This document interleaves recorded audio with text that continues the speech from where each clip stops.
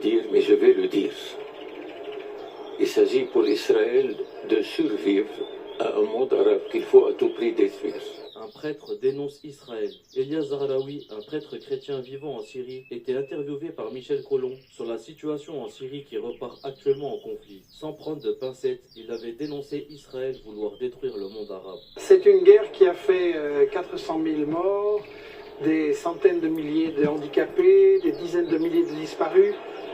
Pourquoi? Quel est votre bilan? Le pourquoi est trop grave pour le dire, mais je vais le dire. Il s'agit pour Israël de survivre à un monde arabe qu'il faut à tout prix détruire. Il s'agit pour l'Occident de réparer son complexe de culpabilité par rapport à l'antisémitisme qu'il a cultivé pendant 1700 ans en Occident. Et du moment que Israël a été créé en Palestine, il faut que ce complexe de culpabilité se répare par tout ce qu'on peut offrir à Israël. Le meilleur de ce que souhaite Israël, c'est la destruction du monde arabe. Et cela a été écrit, explicitement écrit, dans une revue israélienne qui s'appelle Kevonim, au mois de février 1982. Il faut lire le texte sous le titre « Stratégie d'Israël pour les années 80 », écrit par le stratège israélien Oded Yinon. Oui, C'est terrible. Absolument. Mais ici en Occident, on nous dit que c'est une guerre civile entre des Syriens et vous nous dites que c'est une guerre de colonisation du Moyen-Orient.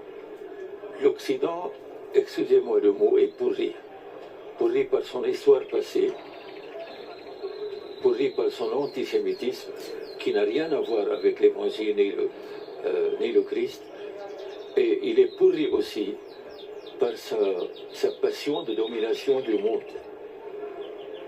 Cette passion qu'il a cultivée et pratiquée avec une sauvagerie féroce pendant 500 ans, il ne veut pas l'abandonner. Et rappelez-vous le mot de Régis Debray. L'occidental a ôté son casque colonial, mais sa tête reste coloniale. C'est une phrase que je cite très souvent. Oui. Donc vous nous dites que le malheur du Moyen-Orient, c'est le pétrole. Exactement. Pas seulement le pétrole. Pas seulement le pétrole. C'est-à-dire? Le pétrole et l'expansion de la domination occidentale, mais au profit surtout d'Israël. Tout en profitant aussi des ressources énergétiques de tout le Proche-Orient, qui sont énormes. Ici en Occident, on a dit il faut que nous intervenions parce que Bachar al-Assad massacre son peuple. Oh. Pour un dictateur, comme on dit, qui massacre son peuple et qui réussit au vu du monde à avoir 70% au cours du plébiscite qui a eu lieu il y a 3 ans, c'est un mot très gros à avaler, voyez. D'autant plus que en Syrie, le tissu humain dont j'ai parlé hier et qui remonte à 1400 ans, le tissu humain créé et tissé entre chrétiens et musulmans au Proche-Orient, et même entre chrétiens, musulmans et juifs au Proche-Orient. Ce tissu humain, pour moi, a été le fond même de la résistance qui a sauvé la Syrie. Il faut bien que l'Occident justifie ce qu'il a appelé, grâce à M. Bernard Kouchner, son droit d'ingérence humanitaire. Oui. L'Occident n'a jamais été humanitaire, jamais. Il est juste aux antipodes de tout ce qui est humain. Et maintenant, plus que jamais. Vous avez parlé des rapports entre les chrétiens et l'islam. Oui. Ici, en Europe, on nous dit que les musulmans sont dangereux, que les chrétiens doivent avoir peur. Et hier, ce que vous avez dit, c'est un peu le contraire.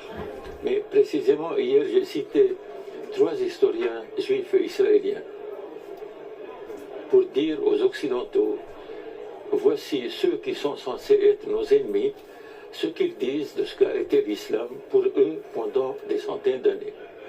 Et pour les chrétiens, vous voyez, si l'islam avait été aussi sanglant et sanguinaire que ce qu'on prétend qu'il est maintenant, aucun chrétien ni aucun juif n'aurait survécu à la conquête musulmane.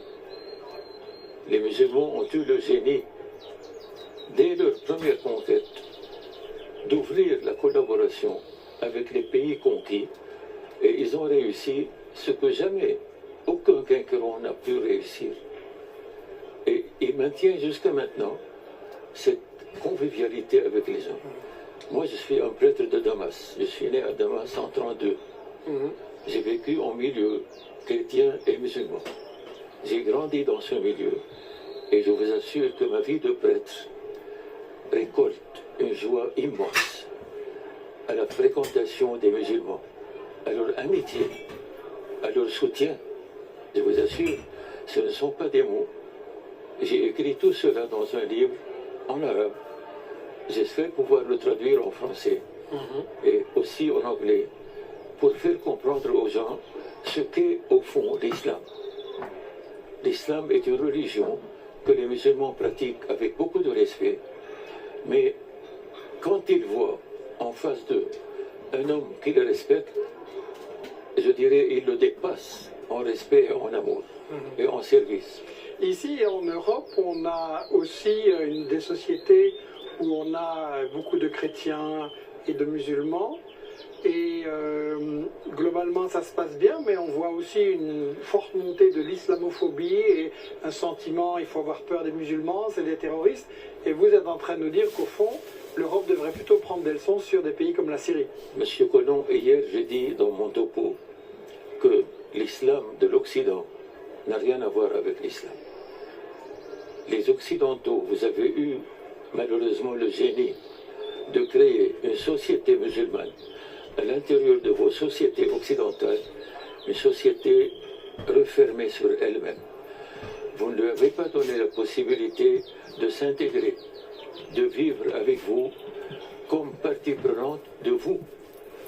Vous les avez laissés faire les travaux que vos concitoyens répugnaient à faire, et avec le temps, ces sociétés musulmanes refermées sur elles-mêmes, alourdies par un complexe d'infériorité, restent comme une bombe à retardement. Et ce que l'Occident a créé aujourd'hui de toutes pièces, comme je l'ai dit hier,